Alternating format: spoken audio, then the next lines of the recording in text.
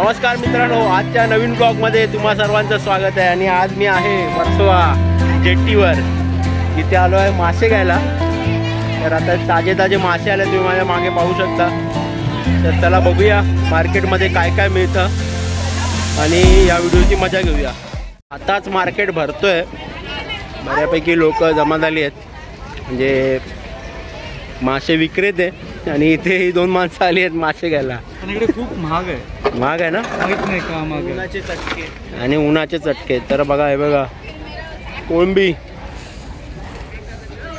कोळंबीचंच market जास्त दिसतंय। कडकडीत ऊन आहे।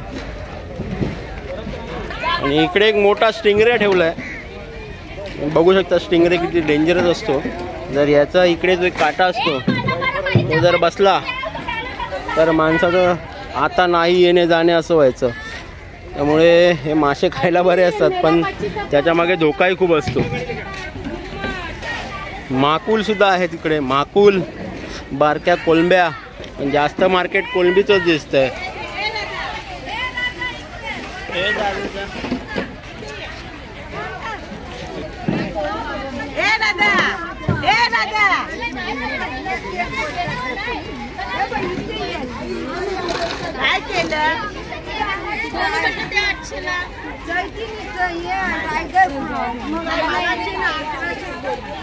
झिंगा ताजा आहे एकदम। झिंगा ताजा आहे। किती रुपये? 300 रुपये। कितीला पाहिजे तुला? हे आनंद कितीला घेणार तू? कितीला चांगली पाहिजे? 300 ताजा लेने का, थोड़ा खाने गरम कितना करता है? झिंगा दे कैसा? आपसे बुलाता है, क्या बोलते हैं?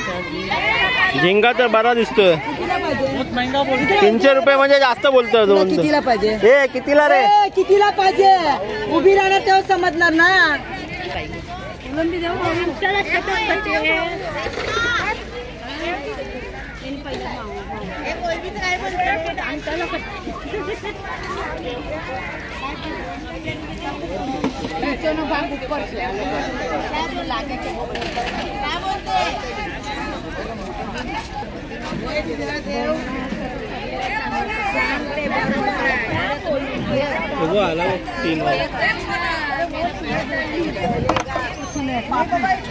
नाही बाबा, नुसतं फिरतायत एका जागेवर।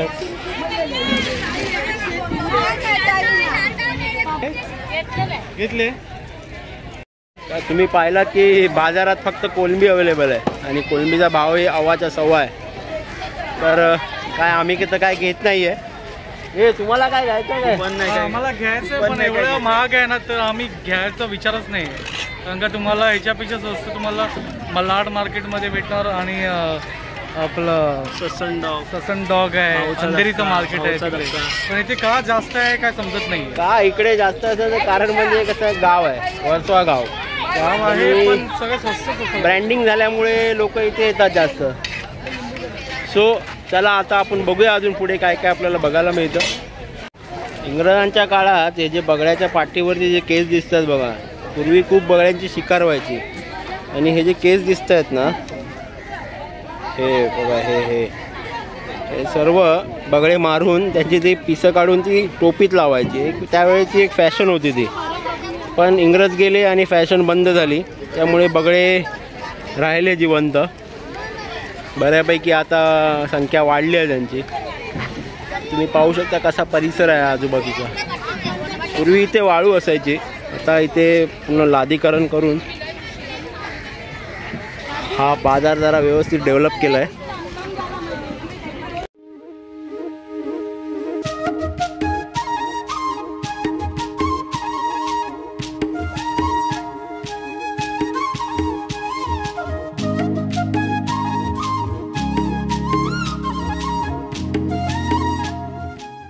तर मित्रांनो, हे जे समोर दिसत आहे ना, ते आहे मड आयलंड। आणि इकडे जाण्यासाठी या अशा बोटींमधून आपल्याला तिकडे पलीकडे जावं लागतं। आणि इकडे काही स्थानिक आहेत जे गरवून मासे पकडत आहेत। तर चला जरा बघूया त्यांनी काय पकडलं आहे ते। तर इकडे त्यांनी हे भोई मासे पकडले आहेत, म्हणजे आपल्या भाषेत गुंजले बोलतात त्याला। म्हणजे बघा बोयटा पकडली आहेत. हे इकडचे स्थानिकच आहेत. ते इकडे बऱ्यापैकी मिळतात का मासे? आता परत ते टाकून बसले आहेत. तर बघूया.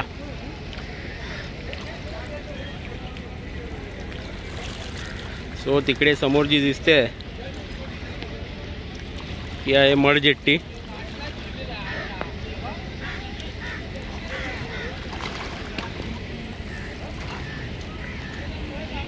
पारंपरिक पद्धतीने ते मासेमारी करतात बघा. बाटली टाकली इकडे आणि त्या बाटलीमध्ये ते पीठ टाकून ते मासे पकडतात.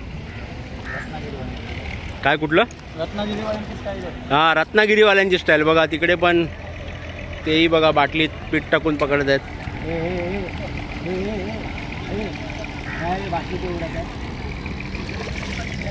बाटलीत पीठ ठेवलं आहे त्यांनी. ते बऱ्यापैकी त्यांनी बोईट मासे पकडलेत. जिवंत सगळे फडफडीत आहेत बघा.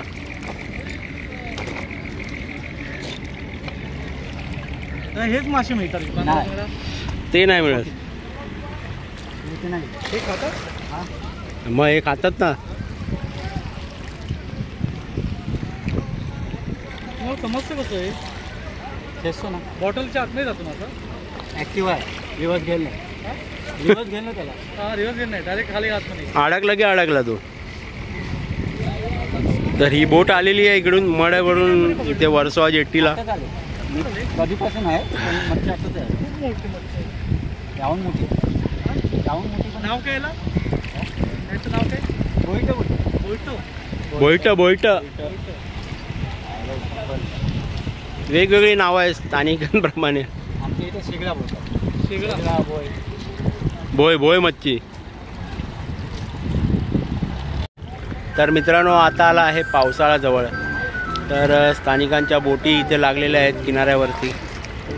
आणि आता डायरेक्ट मासेमारी सुरू होईल ती कधी? आपल्या नारळी पौर्णिमेला. तर मी पण इथेच व्हिडिओ थांबवतो. तुम्हाला हा व्हिडिओ आवडला असल्यास व्हिडिओला लाईक करा. चॅनलवर नवीन असल्यास चॅनलला सबस्क्राईब करा. तर आता परत भेटू एका नवीन व्हिडिओसोबत. तोपर्यंत बाय बाय.